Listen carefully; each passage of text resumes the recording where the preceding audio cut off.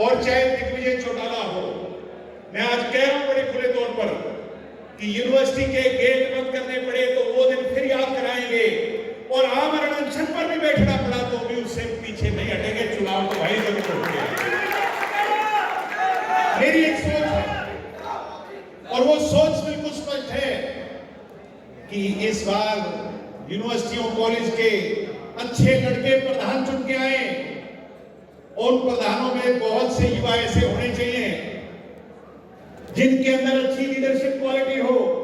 और जब 2024 के चुनाव आए विधानसभा और लोकसभा के, तो जेजेपी का एक वादा है कि 50% से ज्यादा टिकटें युवाओं को देनी है। 50% से ज्यादा टिकटें युवाओं को।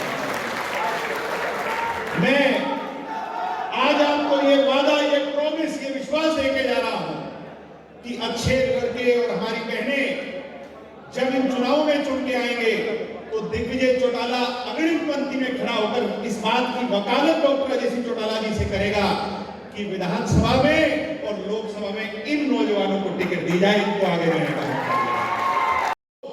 अगर संघर्ष करना पड़ा तो संघर्ष के लिए तैयार हो कि नहीं हो सारे भाई?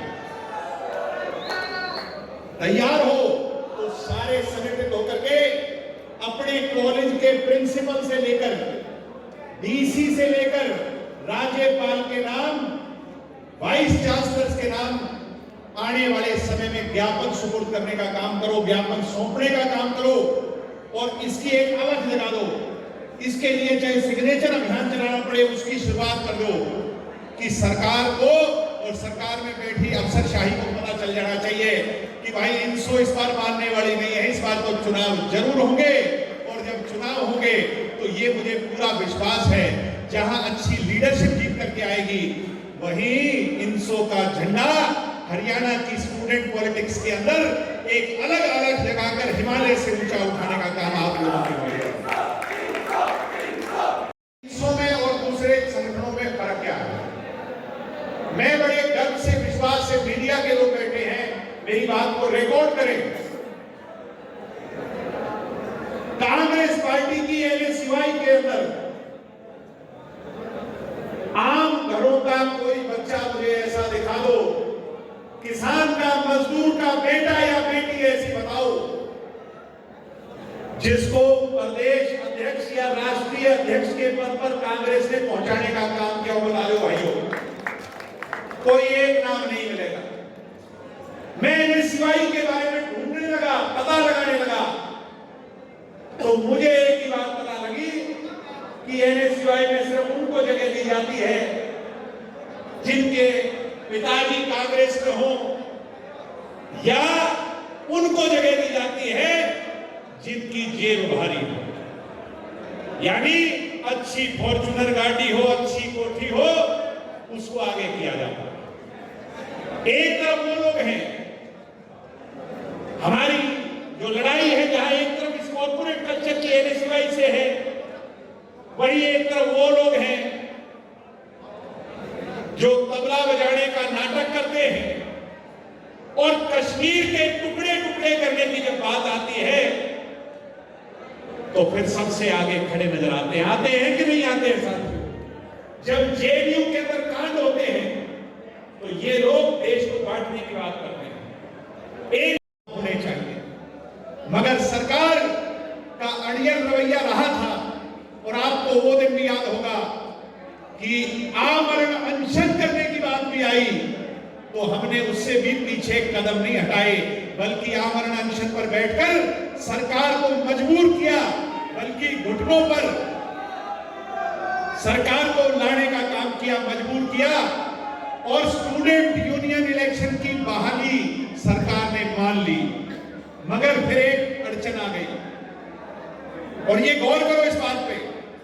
अड़चन ये आई कि कहने लगे चुनाव तो करवा देंगे, मगर अप्रत्यक्ष तौर पर होंगे।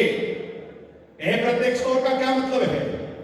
वाइस चांसलर जिसको चाहेगा वो प्रधान बन जाएगा यूनिवर्सिटी का, प्रिंसिपल जिसको चाहेगा वो प्रधान बन जाएगा कॉलेज का, स्टूडेंट जिसको चाहेंगे उसकी कोई मत नहीं होगी। अब आप मुझे ये बताओ कि आप क्या इनडायरेक्ट इलेक्शन चाहते हो, या वो इलेक्शन चाहते हो जिसमें आपके वोट से कॉलेज का और यूनिवर्सिटी का प्रधान बने, ये फैसला आज आपने करना है। बताओ भाई साथियों, डायरेक्ट चाहते हो या इनडायरेक्ट चाहते हो? डायरेक्ट चुनाव होने चाहिए। आज हमें क्यों आना पड़ा? क्योंकि धर्म जाति पाति के नाम पर बांटने की बात करते हैं। अकेला संगठन इंसो ऐसा है, स्टूडेंट ऑर्गेनाइजेशन इंसो ऐसी है जिसके अंदर जसोर खेड़ी का एक साधारण घर का बेटा, जिसके पास ना तो कोई फॉर्च्यूनर गाड़ी थी, ना कोठी थी, ना जेब में पैसे थे, डॉक्टर अजय चौटाला जी के साथ सच्चे मायनों में छात्रों का संघर्ष कर इंसो का राष्ट्रीय अध्यक्ष बन सकता है, तो प्रदीप देशमुख। आज मुझे खुशी होती कि एक आम साधारण घर का बेटा भाई अजय राव, किसी ने सोची थी कि भाई यमुनानगर का भी कोई पार्टी प्रदेश अध्यक्ष बनाएगी, बनाया हो तो बता दो भाई, इतिहास हरियाणा का उठा के देख लो। मुझे गर्व होता है, खुशी होती है कि जहां पर पॉलिटिकल पार्टियां जिसको अंतिम छोर मानती है, जहां पर कभी सोचती नहीं, डॉक्टर अजय सिंह चौटाला जी ने छात्रों के लिए संघर्ष करने वाले अजय राव को प्रदेश अध्यक्ष बना करके आपके बीच में। आज साथियों, अब जहां हमारी इससे लड़ाई है, इस व्यवस्था परिवर्तन से लड़ाई है, वही मेरा एक शुरू से ये मिशन रहा है, इंसो का मिशन रहा है। 1996 के अंदर जो छात्र संघ चुनाव बंद हुए थे, बंसीलाल जी ने बंद किए थे, उन छात्र संघ चुनावों को बहाल कराया जाए। कराना जाना चाहिए कि नहीं जाना चाहिए? बताओ भाई साहब। भाई ढीले ढीले नहीं, चुनाव चाहते हो कि नहीं चाहते? दोनों हाथ खड़े करके बताओ सारे। चुनाव क्यों जरूरी है? चुनाव इसलिए जरूरी है कि राजनीति के अंदर साधारण घरों के बच्चे आगे बढ़ सके। अब वो उनकी पहचान कैसे होगी? पॉलिटिकल पार्टियां पहचान करती है जिसके मां बाप राजनीति में हो, या जो धन दौलत वाला हो,